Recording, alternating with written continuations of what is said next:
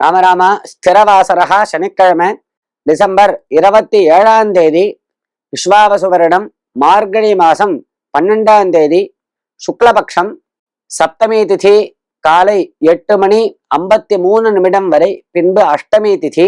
இன்னைக்கு உத்தர புரோஷ்டபதா என்கிற உத்தரட்டாதி நட்சத்திரம், வியதீபாத யோக வணிஜகரணம். இன்னைக்கு தனுர்வியதீபாதம் அப்படின்னு ரொம்ப விசேஷம். இந்த தனுர் மாசத்துல மார்கழி மாசத்துல வரக்கூடிய வியதீபாத யோகத்துக்கு தனுர்வியதீபாதம் மகாவியதீபாதம் என்று பெயர். பெரிய புண்ணியகாலம் இன்னைக்கு. ராகு காலம் காலை 9 மணி முதல் 10:30 மணி வரை, யமகண்டம் மதியம் 1:30 மணி முதல் 3 மணி வரை. இன்றைய தினம் தனுர் வியதிபாத மகா புண்ணிய காலம் என்று குறிப்பிட்டீர்கள், அதன் சிறப்பை பற்றி கூறவும். அதாவது 15 திதிகள் பிரதமையிலிருந்து ஆரம்பிச்சு அமாவாசை பௌர்ணமி வரை, அதே மாதிரி 27 நட்சத்திரங்கள் அஸ்வின்யாதி ரேவத்தியந்தம், அந்த மாதிரி 27 யோகங்கள் இருக்கு. விஷ்கம்பகா பிரீத்திகி ஆயுஷ்மான் அப்படின்னு 27 யோகங்கள். அதுல ஒரு யோகம் தான் வியதீபாத யோகம் அப்படிங்கிறது.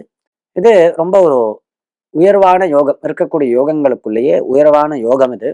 அது இந்த மார்கழி மாசத்துல தனுர்மாசத்துல வரக்கூடிய இந்த வியதீபாத யோகத்துக்கு தனுர்வியதீபாதம் மகாவியதீபாதம் அப்படின்னு பேரு.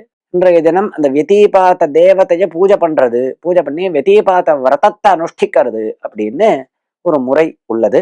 வெங்கல பாத்திரத்துல வெள்ளத்தை வச்சு தானம் பண்றது அப்படிங்கிறது ரொம்ப ஒரு சிறப்பானது, நம்மளுக்கு உயர்வை தரும்.